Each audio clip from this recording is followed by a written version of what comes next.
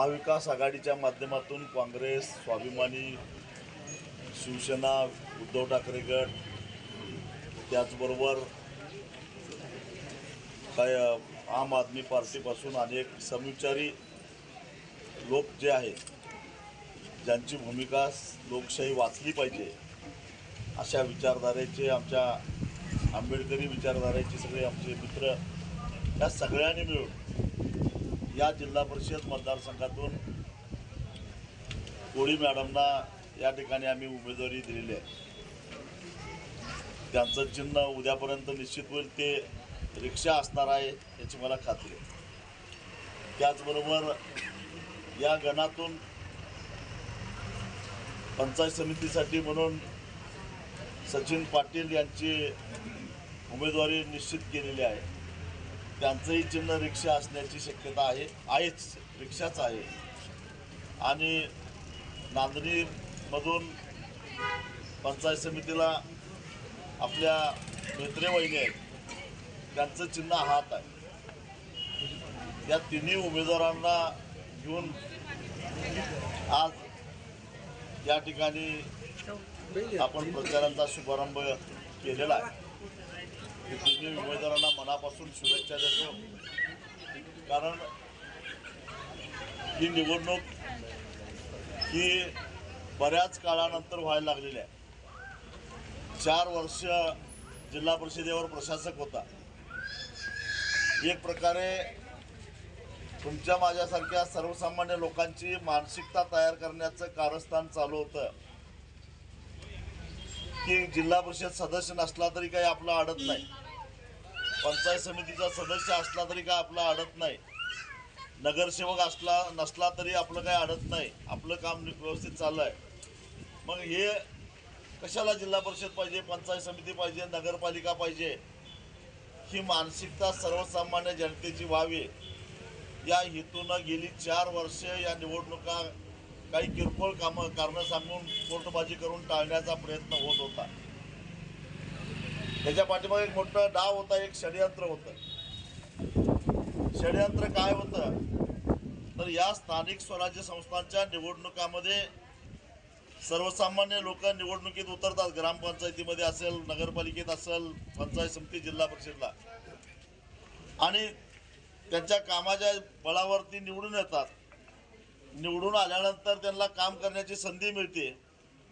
शासन पातळीवर वेगवेगळ्या योजनांचा पाठपुरावा करून ते अजून चांगल्या पद्धतीने काम करतात, लोकांच्या मनात ते भरतात. उदाहरणच द्यायचं तर मगाशी तानाजी वटारेने दिलं प्रकाश परीटचं. प्रकाश परीट एक सामान्य कार्यकर्ता, सामान्य शेतकरी, पण प्रकाश परीटनं आम्ही जिल्हा परिषदला उभं केलं आणि त्यावेळी जो शेतकरी चळवळीचा झंझावात होता, त्या झंझावातामध्ये प्रकाश परीट जिल्हा परिषद सदस्य झाले. त्याला प्रकाश परीटला थोडंसं फक्त थोडासा धक्का देण्याची गरज होती. तो धक्का मिळाल्यानंतर ते जिल्हा परिषद सदस्य झाले. त्याच्यानंतर स्वकर्तृत्वावर त्यांनी त्याची कारकीर्द गाजवली आणि मग लोकांना वाटलं की माणूस चांगला आहे. आणि त्याच्यानंतर मतदारसंघ खुला झाल्यानंतर सुद्धा याच मतदारसंघातल्या लोकांनी खुल्या जागेवर त्याच्या पत्नीला निवडून दिलं. हा इतिहास आहे, लक्षात ठेवा. पण हे कधी जर प्रकाश परीट सारख्या ज्याला राजकीय पार्श्वभूमी नाही अशा माणसाला चळवळीच्या माध्यमातून उमेदवारी मिळाल्यामुळं लोकांच्या लक्षात आलं की या माणसामध्ये नेतृत्वाचे गुण आहे. म्हणजे नवं नेतृत्व घडवायचं काम हे स्थानिक स्वराज्य संस्था करत असतात.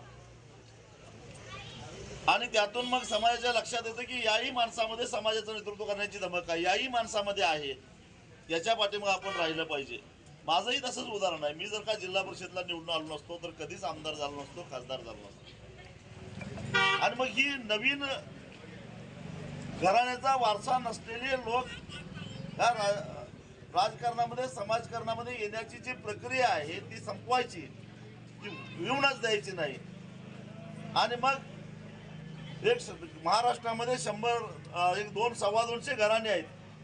ती घराणी सांभाळायची, त्यांची मर्जी सांभाळायची, त्यांना ईडी सीडीची भीती दाखवायची आपल्याकडे ठेवायचं आणि त्यांच्याच घरातली पोरं उभा करायची आणि निवडून आणायची, म्हणजे अख्खा महाराष्ट्र ताब्यात राहतो असं हे षडयंत्र होतं, हे कारस्थान होतं.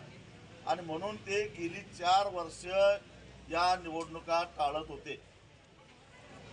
परंतु सुप्रीम कोर्टाने दणका दिला. सुप्रीम कोर्टामध्ये सुद्धा जेव्हा भूषण गवई हे सर्वोच्च न्यायालयाचे मुख्य न्यायाधीश झाले त्यावेळी हा निर्णय लागला. त्याच्या आधीच्या न्यायमूर्तींनी पुढच्या असं तारीख पे तारीख दिलेलं होतं आणि सरकारला अल्टिमेटम दिला 30 जानेवारीच्या आत निवडणुका घ्या, नाहीतर कोर्टाला निर्णय घ्यावा लागेल. म्हटल्यानंतर नाईलाजानं जाहीर झालेल्या ह्या निवडणुका आहेत. अन्यथा या निवडणुका अजून 2-4 वर्ष झाली नसत्या आणि तुमची एक मानसिकता तयार झाली असती आणि मग या सगळ्या स्थानिक स्वराज्य संस्था संपल्या असत्या. त्याच्या पाठीवर दुसरा एक स्वार्थ होता. संघर्ष या न्यूज चॅनलला लाईक करा, शेअर करा आणि सबस्क्राईब करा.